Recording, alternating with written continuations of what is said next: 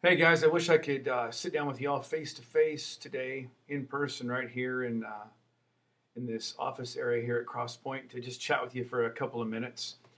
But since I can't do that, I'm sending this email out to you, and this video attachment will be on YouTube.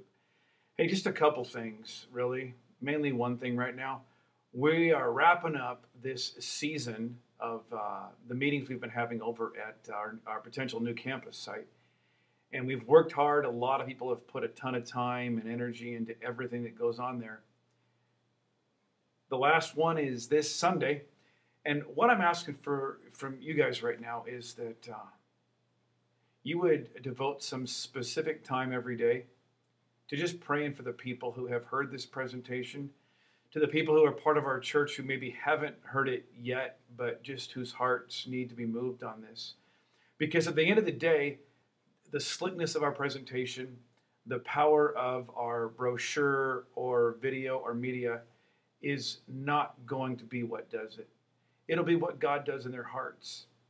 And somehow, some way, in the big scheme of things, the way God has put it together, God's heart is moved when God's people pray. And so I'm asking you for this next week or so now, as people consider what their commitment is going to be and then get those cards, those commitment cards into us this next Friday, Saturday, and Sunday, that God would just work on their hearts and do something significant for our church. I'm not emailing you today or talking to you on video here because I'm panicked or worried about it.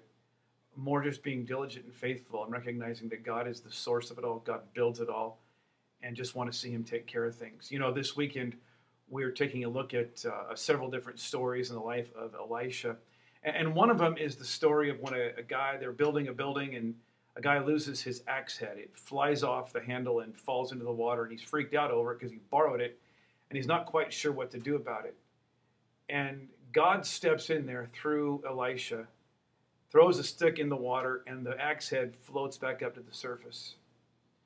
As I was pondering that, thinking about that some today and wrapping things up for this weekend, what occurred to me, or there was a song playing on my iTunes, old hymn called "His Eye is on the Sparrow," and it's all about asking, why do I worry? Why do I fret? Why am my heart overwhelmed with fear? And the chorus goes something like,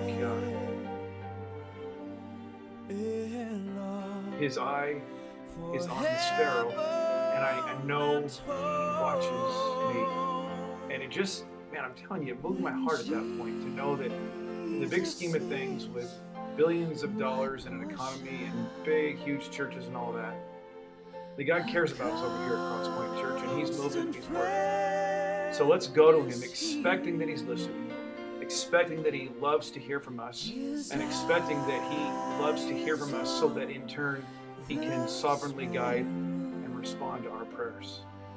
I think that's all for now right now. Thanks for the labor that you do for us, for the significant behind the scenes work of praying to God on behalf of me, on behalf of our church, on behalf of our leaders, our kids, our families that are here. God bless you guys. Have a great weekend.